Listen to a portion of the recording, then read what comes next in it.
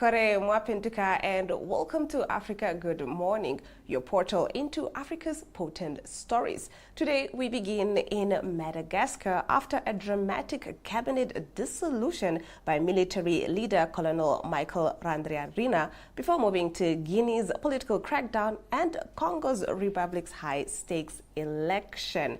We then turn to Ghana's call for condemnation following an attack on its peacekeepers in Lebanon, and to Morocco's rise as Africa's largest arms importer.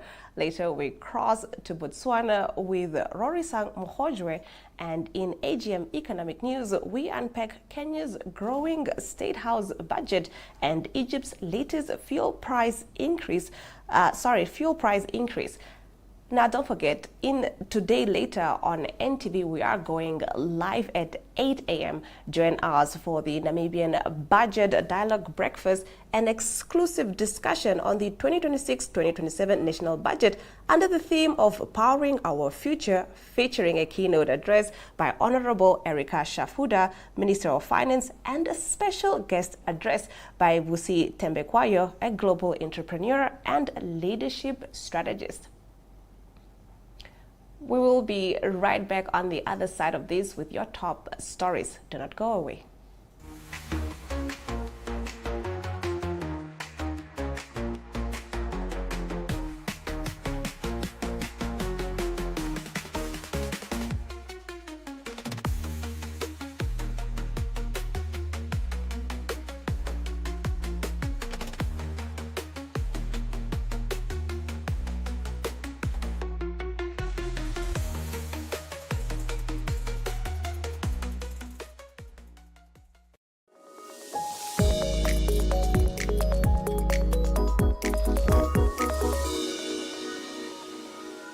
In a world where politicians promise the moon and deliver potholes, where democracy sometimes arrives in camouflage and ballots often look like formalities, one show dares to laugh with Africa, at Africa, and sometimes for Africa.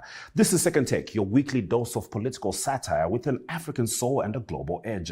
From coups disguised as press briefings to ministers moonwalking past accountability, we serve the real news with sharper writing. Each week we bring you the TikTok of the week, because sometimes the revolution is vertical, and the heartwarming moment of the week to remind us that not everything is burning.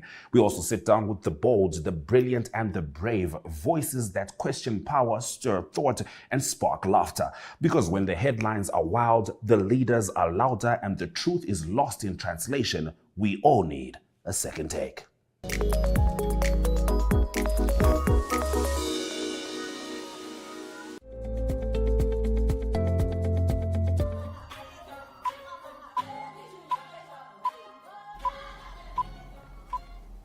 In our top stories, we start off in Madagascar. Madagascar's military ruler Colonel Michael Randrianirina has unexpectedly dissolved the government, dismissing the prime minister and the entire cabinet in a move announced through a statement by his spokesperson. The statement said the government had ceased its functions and confirmed that Randrianirina would appoint a new prime minister in line with the provisions stipulated by the constitution. No reason was provided for the decision. Randrianirina seized power last October from Andry Rajoelina after weeks of youth-led protests across the Indian Ocean island. Rajoelina had been elected president for a third term in a disputed poll in 2023. Demonstrations were driven by persistent power and water shortages, eventually leading the army to side with the protesters. Randrianirina pledged to organize new elections within 2 years. In December, the Southern African Development Community directed Madagascar's military authorities to submit a roadmap for restoring democracy, including plans for fresh elections by the end of February. On Monday, Randrianirina dismissed the entire government and assigned permanent secretaries to oversee ministry's daily operations until a new cabinet is formed. Activist groups calling themselves Gen C and Gen Y movements had issued a 72-hour ultimatum for his resignation. In our next story, Guinea's main opposition leader said direct resistance to the country coup leader turned President Mamadi Doumbouya was now the only path to political change after the government dissolved 40 political parties. Doumbouya, a former Special Forces commander, seized power in 2021 and won a 7-year presidential term in December in a result contested by his opponents. Legislative elections are expected in May in the West African nation rich in bauxite and iron ore. Guinea's Ministry of Territorial Administration and Decentralization announced in a decree that the headquarters and local offices of 40 political parties would be closed and that use of their logos, acronyms and other distinctive signs would be prohibited. Authorities said the parties had failed to meet legal obligations such as filing financial statements, though several of the dissolved parties insisted they had complied with the requirements. In a video statement posted on social media, opposition leader Cello Dialien Diallo declared that war has been openly declared against Doumbouya's challenges and urged Ghanaians to engage in direct resistance without specifying how it would occur. Diallo is currently in exile outside Guinea along with former President Alpha Conde. Moving on to our next story, Congo's Republic President Denis Sassou Nguesso appears set to extend his decades-long rule in elections scheduled for Sunday, even as speculation grows about who might eventually succeed him. The 82-year-old former paratrooper first seized power in 1979 coup in the oil-rich Central African nation. After losing Congo's Republic's first multi-party elections in 1992, he returned to power in 1997 following a civil war. Sassou has now ruled for almost 42 years in total, making him Africa's third longest-serving leader after Teodoro Obiang of Equatorial Guinea and Paul Biya of Cameroon. He will face 6 candidates in an election organized by a commission dominated by figures appointed by the ruling Congolese Labour Party. 2 major opposition parties are boycotting the vote, arguing the process lacks transparency, while several potential challengers are imprisoned or in exile. A constitutional reform adopted in 2015 reset presidential term limits and allowed Sassou to remain in office, but also restricted presidents to 3 5-year mandates, meaning this could be his final election unless another reform occurs. Sassou has recently spoken about succession and mentioned younger generations taking over leadership. Ghana has urged the Commonwealth to condemn a missile strike on its United Nations peacekeepers in southern Lebanon that injured 4 Ghanaian soldiers. Foreign Minister Samuel Okudzeto Ablakwa raised the issue during a Commonwealth meeting in London on Sunday, describing the bombing as an attack on the principles the UN Charter exists to defend. The minister did not say who was responsible for the strike. Israel has been targeting Hezbollah positions in Lebanon after the Iranian-backed Shia group launched rockets and drones at the Israeli city of Haifa to avenge the killing of Iran's supreme leader, Ayatollah Ali Khamenei. Ghana's army said all 4 injured soldiers are now in a stable condition. 3 sustained minor injuries, while 1 who was critically wounded successfully underwent surgery and is responding to treatment. The soldiers were serving with the United Nations Interim Force in Lebanon when their base was struck shortly before 6 p.m. local time on Friday. Videos circulating on social media showed extensive damage and fire in facilities housing Ghana's battalion. Ghana's foreign ministry has also formally lodged a protest with UN Secretary General Antonio Guterres. We're swing over to Morocco. Morocco has become Africa's largest arms importer, overtaking Algeria and Egypt as regional defense spending shifts amid changing geopolitical competition. Data from the Stockholm International Peace Research Institute shows Morocco increased its arms imports by 12% between the 2016 to 2020 and 2021 to 2025 periods, and now ranks 28th globally, accounting for about 1% of global arms imports. The United States supplied 60% of Morocco's imported weapons during the 2021-2025 period, followed by Israel with 24% and France with 10%. Several defense agreements remain pending with partners, including Spain and the United States, suggesting Morocco's military modernization program may expand further. Algeria's imports declined sharply by 78% over the same period, placing it 33rd globally with 0.9% of global imports. Russia remained Algeria's main supplier with 39%, followed by China with 27% and Germany with 18%. Despite North Africa's spending, overall arms imports across Africa declined by 41%. Sub-Saharan Africa moved in the opposition direction, with the imports rising by 13%. Nigeria accounted for 16% of regional purchases, while China was the largest supplier with 22%. That concludes our top stories. We will be taking a look at the Botswana report, but first, the weather update.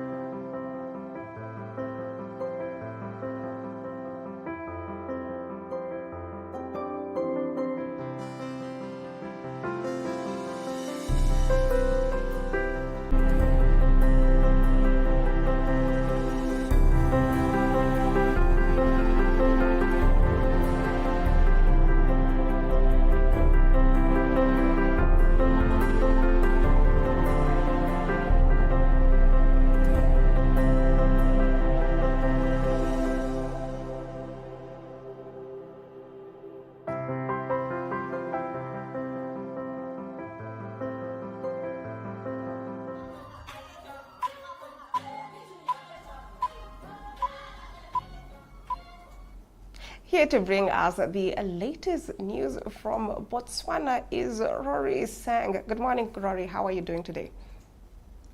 Dumelang, good morning to you. Thank you so much for having me today right here on Africa. Good morning. All right, that's good to hear. Now, starting us off in your first story, government moves to calm fuel supply fears. Thank you, Ashwin. Well, the public assurance comes after President Duma Boko warned that currently Botswana holds only about 9 days of full security. He was speaking at a leadership forum of his party, the Botswana National Front, which is a contracting member party of the Umbrella for Democratic Change coalition. Now, while he was giving his remarks to members of the party, he noted, or rather warned, that currently Botswana has only about 9 days of full security. And of course, this caused a little bit of panic, a little bit of alarm amongst members of the public, because the general interpretation of it was that currently Botswana is experiencing a fuel crisis. However, the government has come out to allay those fears and to assure the public that the country is not facing a fuel crisis, despite concerns over the country's limited strategic reserves. Now, the government, through the Ministry of Minerals and Energy, noted that fuel supply currently remains stable and that March stocks are fully secured, while April and May have already been arranged. Minister Boholo also said that currently combined reserves of government and the private sector could sustain the country for about 14 to 19 days in the event of any disruptions. And she also pointed to plans to build new fuel depots by 2027 in order to boost national reserves. Now, the regulator, the Botswana Energy Regulatory Authority, also came out to make these assurances, saying that currently Botswana has about 22 days of full supply for March, which is based on commercial stocks of roughly 68 million liters. And while the supply outlook remains stable, according to the government, the regulator has however, warned that the escalating conflict in the Middle East, as well as the disruptions to key shipping routes, could actually pose a risk, or could actually pose risks to future fuel imports. However, as the regulator and as the government, they continue to hold or to keep a close eye on the global events that are currently happening that could potentially affect fuel supply in Botswana. Fuel security. Le tshwanetse le nne le fuel ye ka re tsang dikgwedi tse tharo go sena sepe se se tsena, mme ha re leng teng re tsamaya ha kae betso 9 days. Fuel security, reasonable minimum 90 days. Botswana, Republic of Botswana, at the moment, fuel security can only take us 9 days. How ka ska gata lo kwane le pehe 9 days ora di koloi di eme so tele tsa lona to ke le bolela di emotse ke te re ska ra nna le ke tsa etsego rothe ha gore re hakae. This is where we are. In your next story, a same-sex couple challenges marriage law in the High Court. Yes, so the couple, two women, Bonolo Selelo and Solofelo Kumile, argue that Botswana's Marriage Act unlawfully excludes same-sex couples, and it also violates their constitutional rights and protections of equality and dignity. They also argue that the law denies them key rights, which includes inheritance, economic security, and the ability to make medical decisions for each other. Now, this couple has been together since 2023, and they have previously tried to register their union or their marriage with the Department of Civil and National Registration in 2025, but their application was rejected on the basis that the law currently does not recognize same-sex unions or same-sex marriage.